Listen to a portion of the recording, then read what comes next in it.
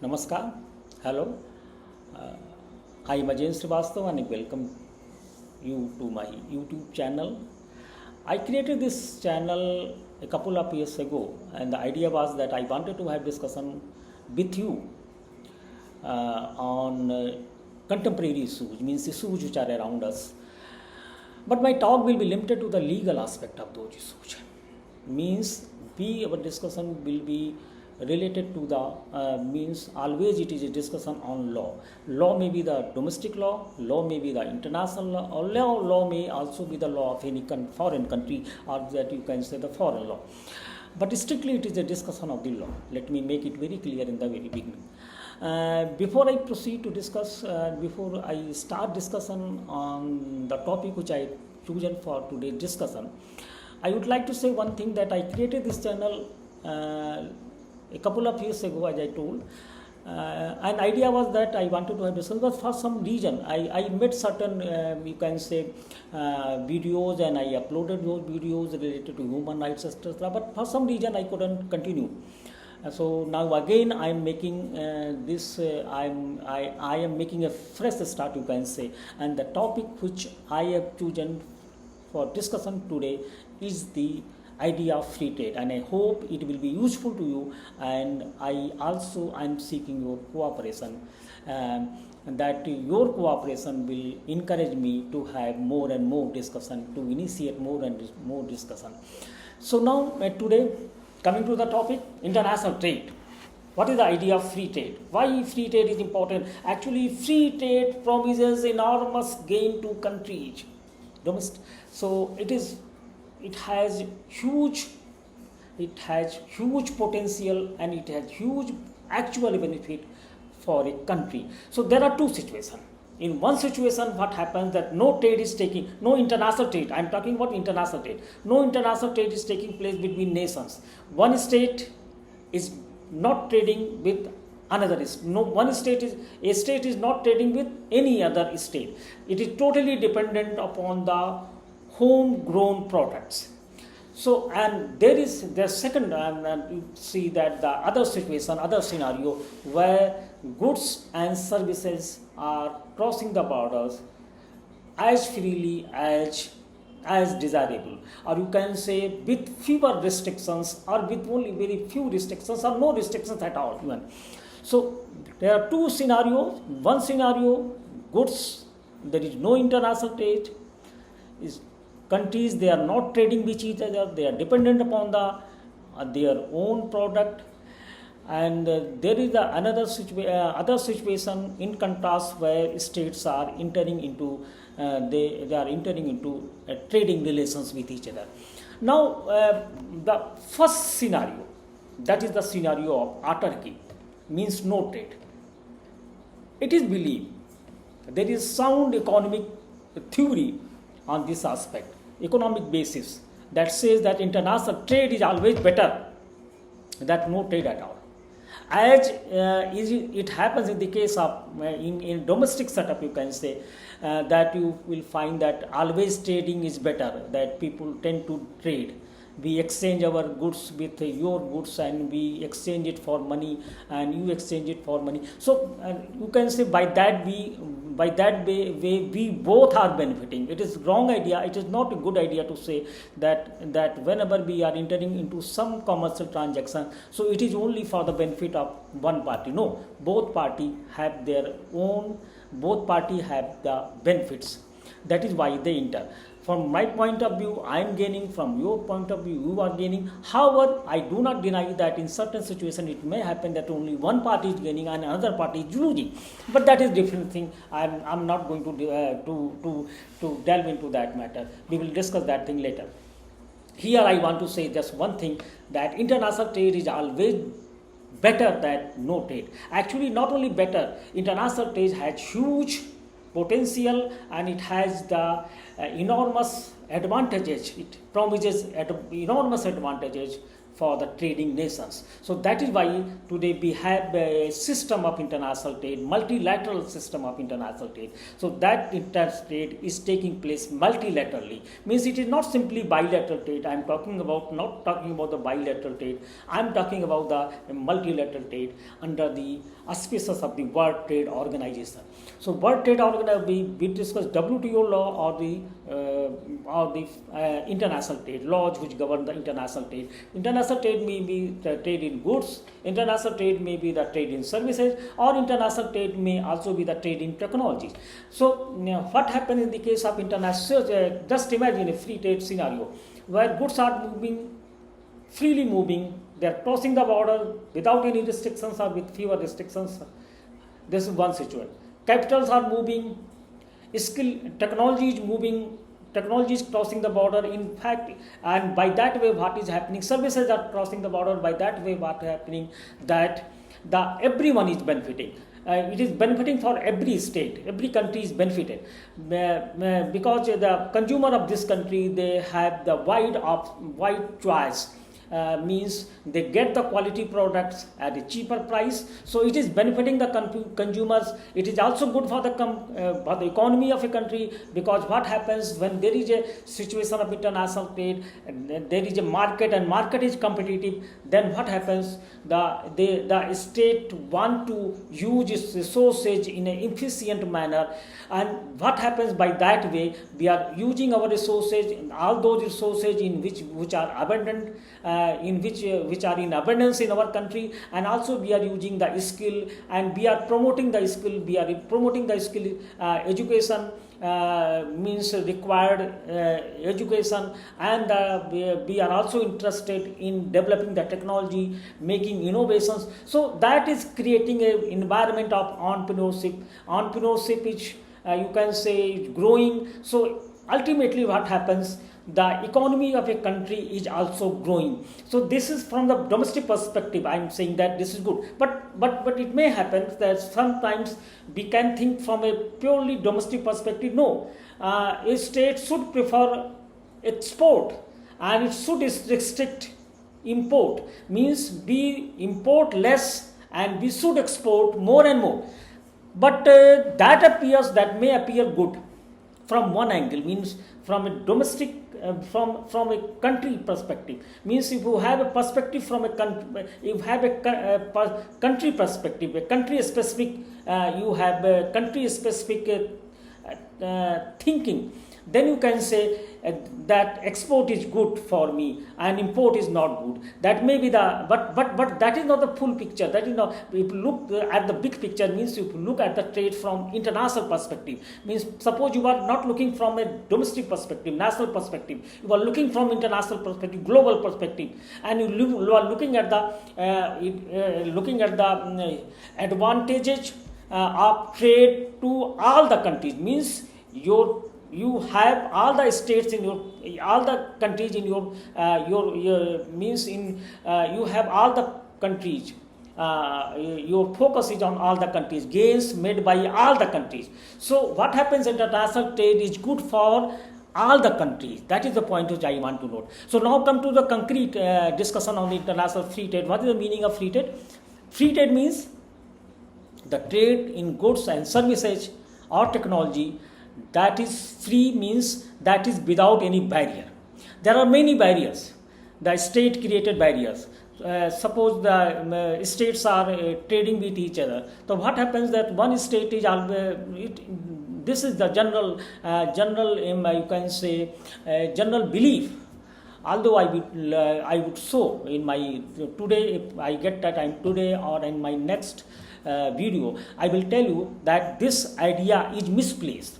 But generally popular idea most commonly held idea is that export is good and import is bad. No, this is not the case, which I can show you. Initially what I want to make the point that international trade is always good, and as a matter of fact, if you even it is proved empirically on the basis of there are several empirical evidences, there are several economic theories, there are several economic you can say papers which have proved empirically also that from the time we started international trade means we talk about in the terms of the modern time, that we can say after in the 20th century, means in the beginning of the 20th century we started international trade in a new means in this is a new age of international trade started. Although international trade idea is very old, but I'm not going to do those time. I'm talking about the 20th century, from the beginning of the 20th century, and you'll find that from the 20th century the whole world means the economy of all the countries, they have grown. Means it is benefited not only the developed country, it is benefited to developing countries also. It benefited the poor also, poor countries, so-called poor countries. It also benefit the least developed countries, the so-called least developed countries. So my point is that only that this observation. I began with this observation, this premise, and I will test it with the open mind whether this premise is true or this premise is false. I am not saying that you must be sticking to one idea. It is the idea that I just take it as the beginning, means it is a premise that international trade is good, and now I am going to justify it. That I may be wrong, we are open for discussion. You can have your own, you can put your own opinion, you can put your own views, and I am putting my own view. Then we will reach a conclusion. So this is the legal. What about the legal discussion? The legal discussion is never about it is always about the argument. And no one is right, no one is wrong. I am not saying that you are incorrect. You are, and I think that your point is also that there are certain points which must be taken into consideration. That is all about the discussion on a legal matter.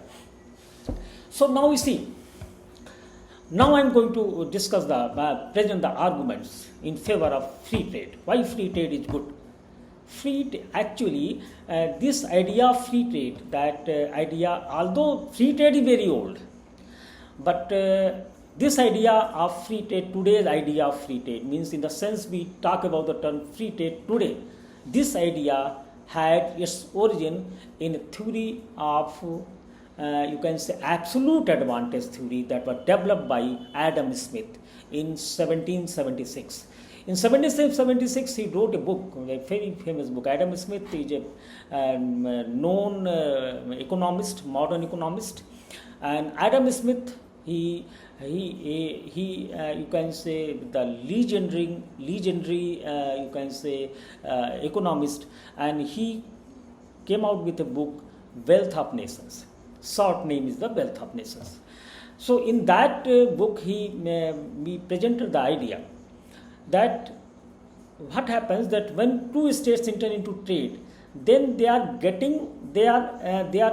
both are benefiting from each other's with each other's act.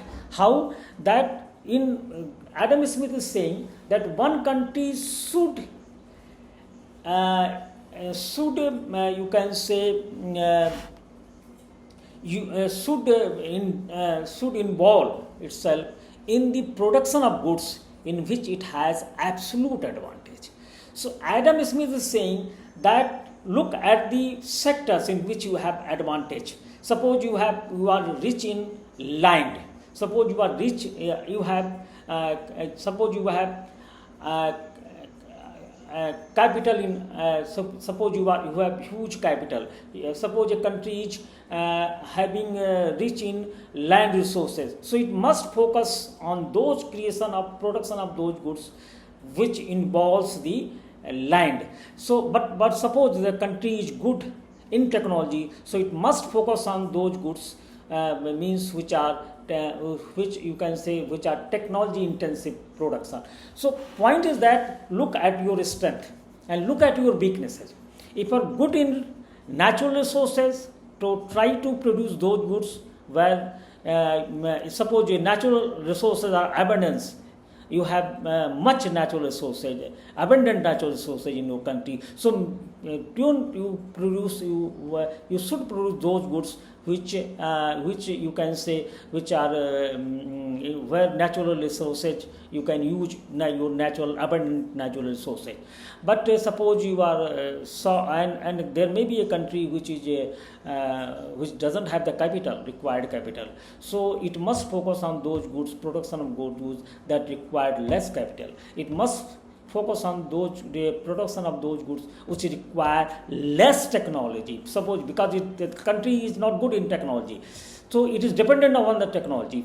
So on some foreign country, dependent on the capital from some foreign country. So it must utilize the natural resources. Suppose the country is rich in terms of the labor. So it has a huge population. So it must use its you can say it must involve itself in the production of those goods which are labor intensive. So states which are rich in capital, they must you can say utilize they must direct their energy in creating the capital intensive goods. States which are good in technology, they must produce those goods which are technology intensive, and the countries which are good in labor, they must use they must produce labor intensive goods. Point of the theory of Adam Smith is old.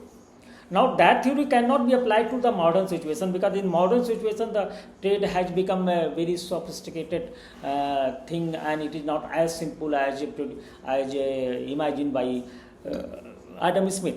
My point is that now it is a very complex thing, and these examples may not be fitting. But the message we have to take the message. What is the message? Message is very clear. Message is that there is advantage in specialization.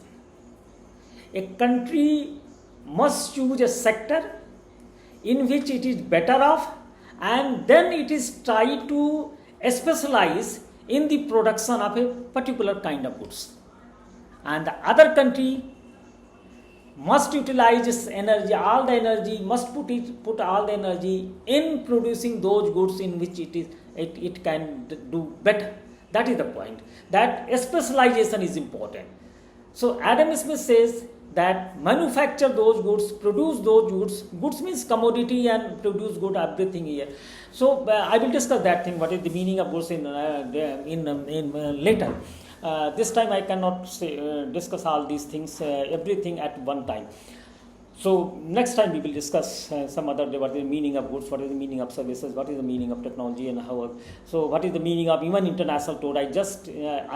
Today I wanted to discuss the meaning of free trade. Why free trade is good?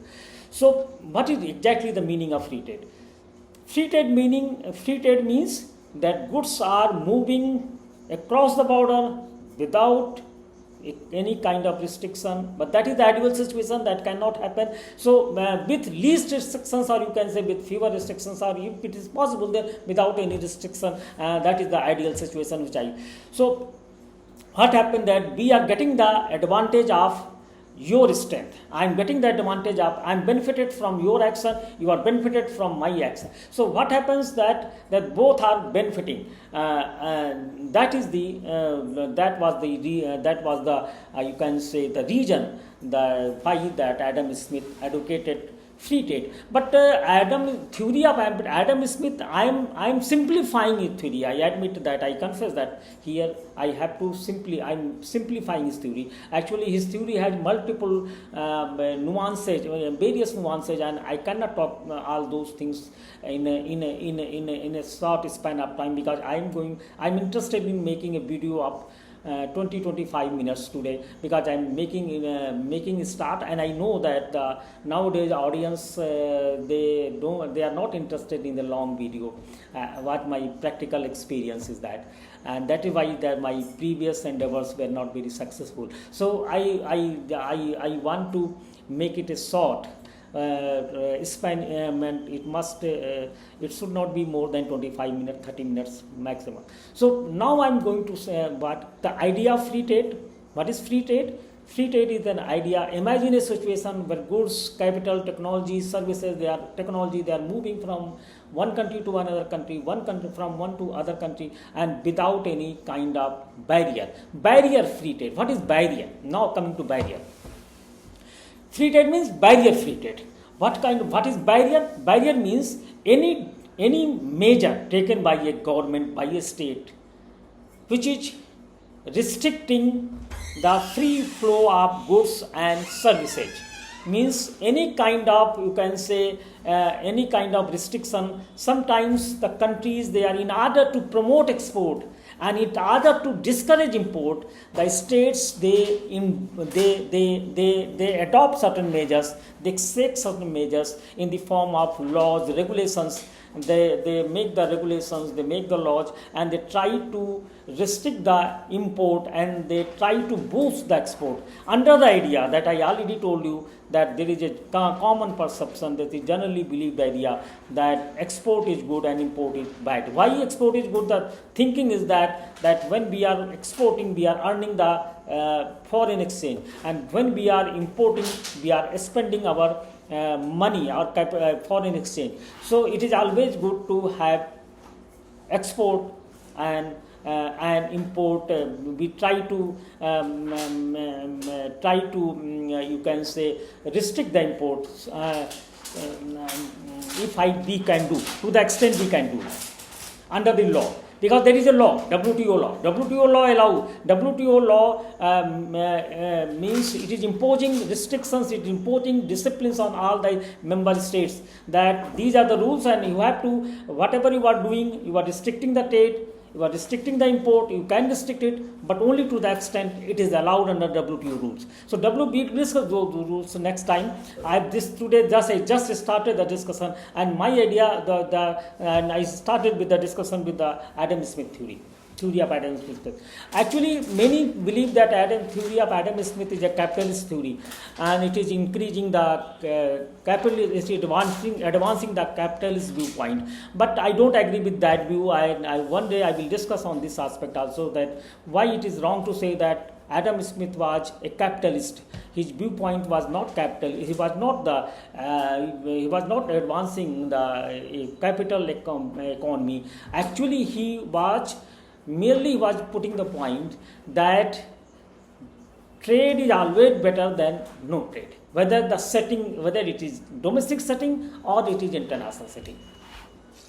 So now this theory of Adam Smith was later refined by another great economist, David Ricardo. And David Ricardo wrote a book in 19th century, and he said that he made a refinement. And what was that refinement? He said that don't look at the means focus should not be on the country, focus should be on the sector. Means every country should know that in which sector it is better off. Suppose a country is producing cloth, a country is producing wine, but suppose a country which is producing cloth by use of less labor, and a country is producing the same quantity of cloth by using more labor. Why I am giving the example of labor? Because it is the example of labor that laborers or labor, you can say, that example is actually used by Ricardo and Adam Smith. Actually, those days labor was a very important factor in the production of goods. Nowadays, labor doesn't have the meaning, doesn't have that importance. So you can say it has now of negligible importance in the since we have so much you can say advancement in technology, and technology is taking place of labor, and labor is now become less important. But in those days, in the 19th century, in the 18th century, what happened, that labor was very important. And countries like India, which had enormous labor at that time, today also we have the enormous labor, but we are very rich in labor. But point is that nowadays the labor, we need skill has become more important. So skilled laborers we need, and we in that sense, you can say, we are in the shortage of the skilled laborers. So that is the point. But those days labor was very, very important. Resources were in plenty. So resources were not an issue. Today what happens? Today also labor is in. We have abundant. We are abundant. Means we have sufficient or enough labor. But point is that we don't have the shortage. We have the shortage of the skilled labor. So labor is now become less important, but though the labor was very important. Now you see that what David Ricardo says, suppose for example, he says that suppose a country is producing two goods, cloth and wine, and in both it is good. It is, suppose country A is producing cloth and wine, and country B is also producing cloth and wine, and what happens that the both countries and country A is better off in respect of the production of cloth and wine in comparison to B, but still he says that we have to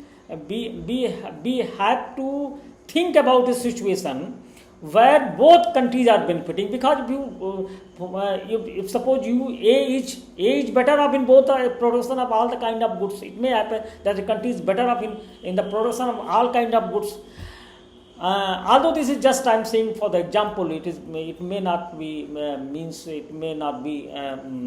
reality, but suppose a country is better off in the production of all the things, but from an international perspective, it is always better that countries which are less efficient in production of those goods in which country A is very efficient, even then David Ricardo says that the state, they should establish trading relations, because when you establish trading relations, what happens? It gives you opportunity to specialize in to focus on the production of those goods in which you are better off.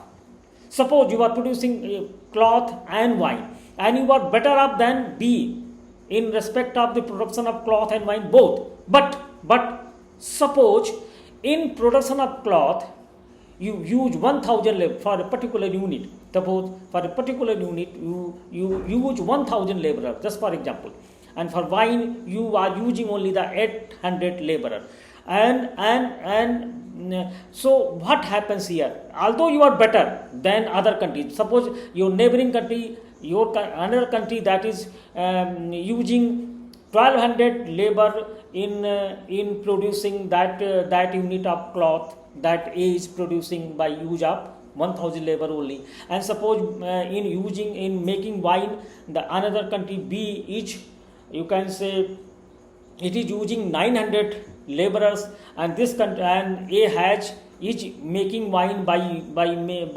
the use of only 800 laborers. So now the point is that A is better up in both the production of both type of goods.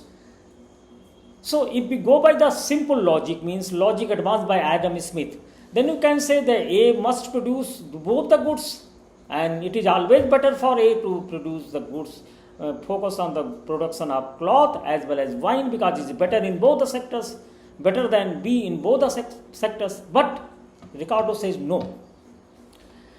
Look at the cross-sectoral advantages. It is not the cross-country perspective. It is a cross-sectoral perspective, what David Ricardo is saying, advancing. He says that focus on the production of those good, that good, in which you are still better, you are better in comparison to the production of another good. Suppose you are better, still you are better in wine. Your wine in your country requires only 800 laborer. Production of the a particular quantity of wine is you are producing by use of 800 laborers, and cloth you are using, suppose both have the same value, and you are using for cloth you are using 1000 laborer. So it is better that you must focus on the production of wine only and leave the cloth for another country.